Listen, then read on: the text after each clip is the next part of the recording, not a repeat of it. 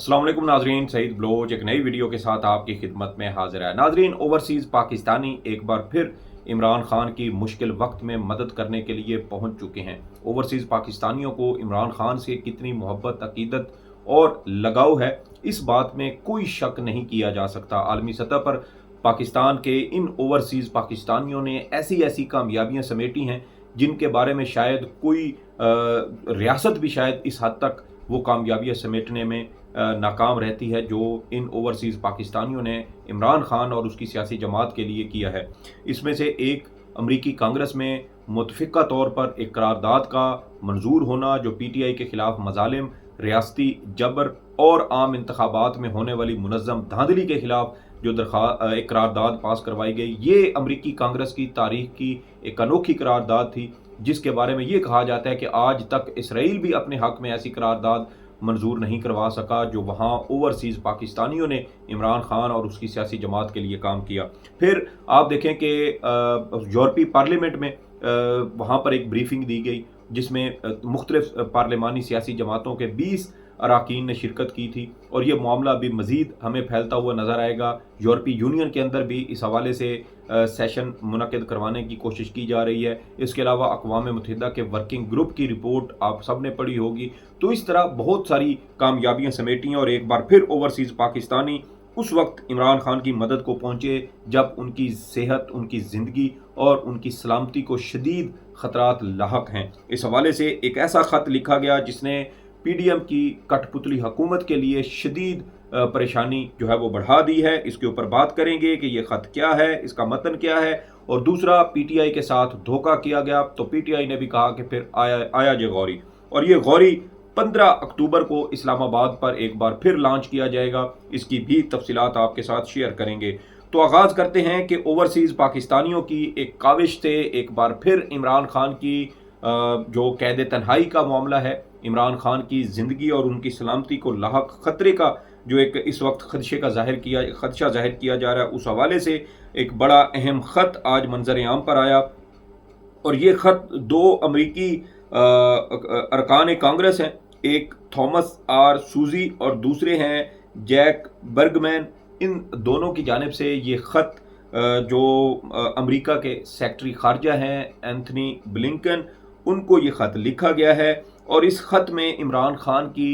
Adiala jail में उनकी कैद तन्हाई के हवाले से और इमरान खान की ज़िंदगी को लाहक ख़तरात के हवाले से शदीद तहफ़्फ़ुज़ात का इजहार किया गया है। इस ख़त में ये कहा गया है कि ये जो दोनों अरकान हैं, इनके हलकों से ताल्लुक़ रखने वाले मुख्तलिफ़ जो उनके वोटर हैं, उन्होंने इनको खतूत लिखे हैं, इनको रिपोर्ट्स भेजी हैं और इनके जो वोटर हैं उनकी जानिब से ये खदशा ज़ाहिर किया गया है कि पाकिस्तान में जो एक मौजूदा रजीम है वो इमरान खान को नुकसान पहुंचाने की कोशिश कर रही है, इमरान खान की ज़िंदगी को ख़तरा है, और इसलिए इस हवाले से अमरीकी हुकूमत अपना किरदार अदा करे और इमरान खान की कैद के दौरान ताज़ा तरीन जो अपडेट्स हैं वो भी इन अमरीकी पाकिस्तानी शहरियों को बताई जाएँ और इनको आगाह किया जाए कि इमरान खान कैद तन्हाई में उनको किस तरह रखा गया है और क्या इमरान खान के साथ किसी किस्म का कोई नारवा सलूक तो नहीं किया जा रहा। इसके अलावा इसमें यह भी कहा गया है कि जो अमेरिका का स्टेट डिपार्टमेंट है वो इमरान खान की मौजूदा सेहत हालत के हवाले से जो ताज़ा तरीन अपडेट्स हैं और पाकिस्तान के अंदर इस वक्त सियासी और हुकूमती सतह पर क्या हो रहा है, इस हवाले से भी तमाम तर तफसीलात इन अरकान कांग्रेस के साथ शेयर करें ताकि ये फिर अपने जो हल्के के लोग हैं या इनके जो वोटर और सपोर्टर हैं उन तक ये ताज़ा तरीन अपडेट्स पहुँचाएँ और उनके सवालात का जवाब दे सकें। इसके अलावा ये भी कहा गया है कि पाकिस्तान के जो ओवरसीज़ शहरी हैं, ओवरसीज़ पाकिस्तानी हैं जो तारकीन वतन अमेरिका में ओवरऑल रह रहे हैं, उन सब के ये तहफ़्फ़ुज़ात और ख़दशात हैं कि जेल के अंदर इमरान खान के साथ अच्छा सलूक नहीं किया जा रहा और इस हवाले से ताज़ा तरीन जो सूरत हाल है उसके बारे में उनको आगाह किया जाए। इसके अलावा इन दोनों अरकान कांग्रेस की जानिब से ये भी कहा गया है कि एक फोकल पर्सन भी मुकर्रर किया जाए जो स्टेट डिपार्टमेंट की जानिब से हो और वो इन अरकान के साथ मुलाकात में तमाम तर जो ताज़ा तरीन सूरत हाल है اس کے بارے میں وہ آگاہ کر سکے۔ تو یہ خط لکھا گیا ہے 10 اکتوبر کو، اور یعنی گزشتہ روز، اور اس پر اب دیکھنا یہ ہے کہ امریکہ کا اسٹیٹ ڈپارٹمنٹ کیا رد عمل دیتا ہے، لیکن یہ بات طے ہے کہ اوورسیز پاکستانیوں نے وہ کر دکھایا ہے جو اس سے پہلے شاید کوئی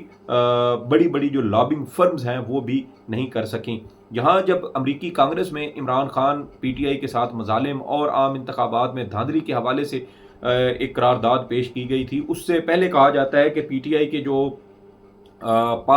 امریکن پاکستانی ایک پولیٹیکل کمیٹی ہے جو وہاں امریکہ میں کام کر رہی ہے، اور انہوں نے اپنے طور پر کانگریس کے ایک رکن کے ساتھ انہوں نے ملاقات کی، اس کو بریف کیا، تمام تر حالات و واقعات کے بارے میں بتایا۔ پھر اس ایک کانگریس کا جو رکن تھا اس نے اپنے تمام دیگر کانگریس اراکین کے ساتھ ملاقاتیں کی، ان کو اس بارے میں بریف کرتا رہا، آگاہ کرتا رہا، ان کو مطمئن کرتا رہا، ان کو اس حوالے سے تیار کیا، اور پھر جا کر امریکی کانگریس میں ایک ایسی انوکھی قرارداد پیش کی گئی جس میں 87% جو ارکان تھے، جس میں حکومتی سائیڈ کے لوگ بھی تھے اور اپوزیشن سائیڈ کے لوگ بھی تھے، 87% ارکان نے اس قرارداد کی حمایت میں ووٹ دیا تھا، اور صرف 68 ایسے ارکان تھے کانگریس کے جنہوں نے اس قرارداد کی مخالفت کی تھی، یعنی محض 13% لوگوں نے اس کی مخالفت کی۔ تو یہ ایک طرح سے متفقہ قسم کی یہ قرارداد، آپ اس کو سمجھ لیں کہ اتنی بڑی اور بھاری تعداد میں اراکین کانگریس نے اس کی حمایت کی تھی، جس میں پاکستان کے اندر عام انتخابات میں ہونے والی دھاندلی، پی ٹی آئی سے بلے کا انتخابی نشان چھیننے، اور الیکشن ڈے سے پہلے، الیکشن ڈے پر، اور پھر پوسٹ الیکشن جو دھاندلی ہوئی، جس طریقے سے فارم 45 اور 47 تیار کیے گئے، اور الیکشن کے روز جو انٹرنیٹ کی سروس بند کی گئی، آزادی اظہار رائے پر جو پابندیاں لگائی گئیں، اس کے علاوہ جو سول لبرٹیز ہیں اس کے حوالے سے بھی جو قدغنیں اس وقت پاکستان کے اندر نافذ ہیں، اس کے اوپر بھی ان تمام جو معاملات تھے ان کو بھی اس قرارداد کا حصہ بنایا گیا تھا۔ تو یہ ایک بہت جامع قسم کی قرارداد تھی جو منظور ہوئی تھی، اور جس کا الٹیمیٹلی پاکستان تحریک انصاف کو بہت زیادہ فائدہ ہوا تھا۔ اور میں نے اس وقت ایک ویڈیو میں یہ بھی کہا تھا کہ اگر یہ جو امریکن پاکستانی پولیٹیکل کمیٹی ہے، اگر اس کو پاکستان کے فائدے کے لیے، لابنگ کے لیے اس کو استعمال کیا جاتا، تو پھر اندازہ کریں کہ پاکستان کے لیے کتنا فائدہ مند یہ ہو سکتے ہیں یہ لوگ جو اوورسیز پاکستانی ہیں، جو وہاں اتنا اثر و رسوخ پیدا کر چکے ہیں۔ اور اگر یہ پاکستان کے ساتھ تجارت، منڈیاں کھولنے اور پاکستان کو تجارتی سہولتیں فراہم کرنے کے حوالے سے لابنگ کریں، تو پاکستان کو بہت زیادہ معاشی سطح پر اس کا فائدہ ہو سکتا ہے۔ لیکن یہ کام وہ لوگ کر سکتے ہیں جو اس ملک اور اس قوم کے ساتھ وفادار ہوں، اس کے خیر خواہ ہوں۔ موجودہ رجیم سے ہمیں اس طرح کی کوئی امید نہیں ہے۔ تو اس لیے اب دیکھنا یہ ہے کہ امریکی اسٹیٹ ڈپارٹمنٹ اس کے اوپر کیا رپلائی کرتا ہے۔ ہم بھی اس کے اوپر نظر رکھیں گے کہ اگر اس حوالے سے کوئی پیش رفت ہوتی ہے تو اس کی تفصیلات آپ کے ساتھ شیئر کریں گے۔ لیکن پاکستان تحریک انصاف کے ان اوورسیز پاکستانیوں نے جو عمران خان سے محبت کرتے ہیں، اس سے عقیدت احترام رکھتے ہیں، انہوں نے ایک بار پھر اپنی جو ذمہ داری ہے وہ پوری کی ہے۔ اور یہی میرے خیال میں P T I, Muslim league نون اور پیپلز پارٹی کے درمیان بنیادی فرق ہے کہ پی ٹی آئی کے لوگ اپنی ذمہ داری کا احساس کرتے ہیں، اور نون لیگ اور پیپلز پارٹی کے جو لوگ ہیں وہ اس چیز کو اتنا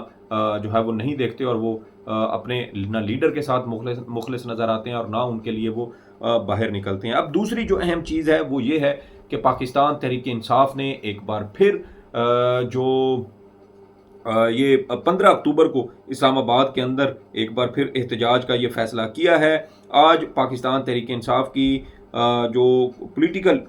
کمیٹی ہے اس کا ہنگامی اجلاس ہوا تھا، اور اس ہنگامی اجلاس میں وزیر اعلیٰ خیبر پختونخوا علی امین گنڈا پور نے شرکت نہیں کی، لیکن دیگر اراکین اس کے اندر موجود تھے، اور اس میں یہ فیصلہ کیا گیا کہ 15 اکتوبر کو اسلام آباد کے ڈی چوک میں بھرپور احتجاج کیا جائے گا۔ اور اس میں یہ بھی کہا گیا کہ مرکز سے نچلی ترین سطح تک تمام تنظیمی ذمہ داران اور ونگز کو بھی ڈی چوک احتجاج کی تیاریوں کو حتمی شکل دینے کی ہدایات جاری کر دی گئی ہیں۔ 15 اکتوبر کو ڈی چوک کے پرامن احتجاج کی تیاریوں کے پیش نظر پنجاب کے اضلاع میں احتجاج کی منسوخی کا بھی اعلان کیا گیا، یعنی پنجاب کے 4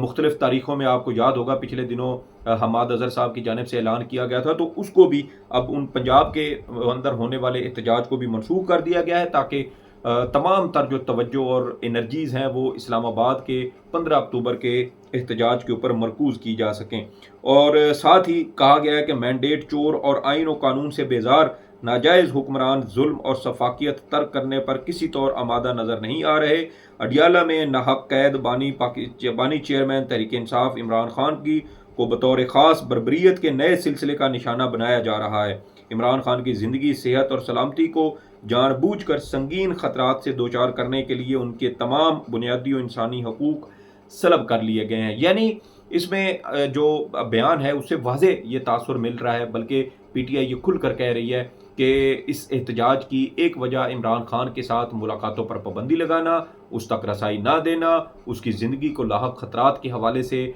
शदीद जो इस वक्त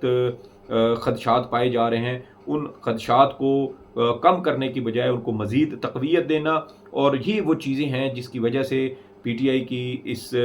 जो सियासी कमेटी है इसने अपने तहफ़्फ़ुज़ात का इजहार किया है। और ये दबाव इसी वजह से डाला जा रहा है कि हुकूमत इमरान खान के साथ हंगामी मुलाकात का बंदोबस्त करे, क्योंकि गुज़श्ता दिनों से ये खबरें आ रही थीं कि इमरान खान के जेल के अंदर सेल की बिजली तक मुनक़ता कर दी गई है। इमरान खान की बहनें भी इमरान खान की ज़िंदगी के हवाले से शदीद ख़दशात का इजहार कर चुकी हैं, और वो ये भी बता चुकी हैं कि जेल के उस सेल में एक शदीद गर्मी और हब्स के मौसम में इमरान खान को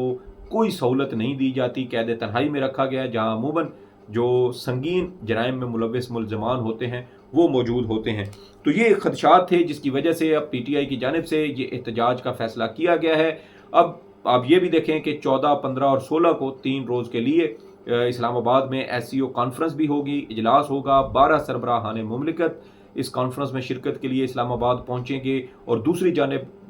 हुकूमत अपनी तमाम तर फस्तायत को जारी रखे हुए है। पीटीआई के लोग गिरफ्तार हो रहे हैं, उनके घरों पर छापे मारे जा रहे हैं, उनकी औरतों को और उनकी जो माएँ हैं उनको तशद्दुद का निशाना बनाया जा रहा है, जो इंतहाई शर्मनाक और अफसोसनाक अमल है। और साथ ही पुलिस के रेड जारी हैं, लोगों की पकड़ धकड़ हो रही है, लोग अगवा हो रहे हैं। इमरान खान के वकील इंतज़ार हुसैन पंजूथा आज तीसरा दिन है वो लापता हैं और उनकी कोई खैर खबर नहीं है, और रियासतें और हमारी अदालतें उसके ऊपर बिल्कुल नॉर्मल हैं, किसी को कोई फ़िक्र नहीं, कोई किसी को कोई शर्म हया जो है वो नहीं आ रही कि जो आइनी ज़िम्मेदारी है वो अदा करें। और जस्टिस आमिर फ़ारूक जिनके सामने ये दरख्वास्त लगी थी, उन्होंने तो इंसाफ के ऐसे दरवाज़े खोले कि जो है वो कानों से धुएँ निकल गए कि जैसे ही अडियाला जेल के जो इंतज़ामिया है वो इमरान खान पर पाबंदी हटती है तो फौरी तौर पर उनकी बहन की मुलाकात उनसे करवाई जाए। तो ये आपने कौन सा तीर मार लिया? वो तो वैसे भी उनकी मुलाकात हो जानी थी। आपके पास तो वो मजलूम खातून इसलिए आई थी कि उसके भाई के साथ फौरी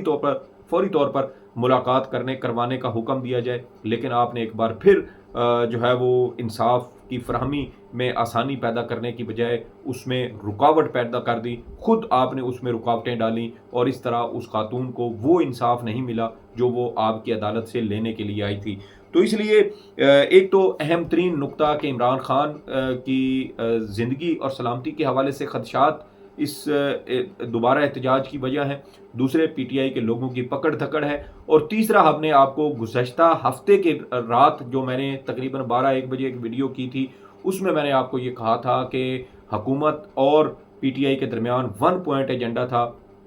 और वो ये था कि काजी की रुखसती का जो परवाना है वो हर सूरत जारी किया जाए, यानी नए चीफ जस्टिस का नोटिफिकेशन जारी किया जाए, जिस पर ज़राए ये बताते हैं कि ये एक समझौता हो गया था जिसके बाद ये एहतजाज पीटीआई की जानिब से ख़त्म किया गया था। लेकिन बज़ाहिर अब ऐसे लगता है कि हुकूमत ने जो वादा किया था वो वादा वफा नहीं किया। वो वादा पूरा ना करने की वजह से एक तरह से पीटीआई को धोखा दिया गया, और पीटीआई को जब धोखा दिया गया तो फिर पीटीआई भी अब ये कह रही है कि अगर हमारे साथ आपने धोखा करना है तो फिर आया जे गौरी। और अब ये गौरी 15 अक्टूबर को एक बार फिर इस्लामाबाद पर ये लॉन्च होगा। देखना ये है कि हुकूमत उससे पहले سمجھداری کا مظاہرہ کرتی ہے، کیونکہ اب اسلام آباد کے اندر سعودی وفد بھی موجود ہے اور دیگر جو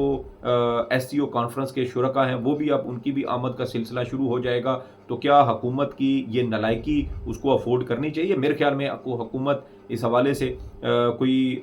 عقل جو ہے وہ استعمال کرے گی، اور مستقبل کے چیف جسٹس کا اگر نوٹیفیکیشن ہو جاتا ہے تو پھر بہت سارے مسائل خود بخود ختم ہو جائیں گے۔ ویسے بھی اب سپریم کورٹ سے اچھی اور مثبت خبریں آنا شروع ہو چکی ہیں۔ سیاہ بادل جو گزشتہ 13 ماہ سے سپریم کورٹ پر چھائے تھے وہ بھی اب چھٹ رہے ہیں، تو انشاءاللہ امید کرتے ہیں کہ پاکستان کی بہتری کے سفر کا بھی آغاز ہوگا۔ یہ کچھ تفصیلات تھیں جو آپ کے ساتھ شیئر کرنا تھی۔ سعید بلوچ کو اجازت دیں، اللہ حافظ۔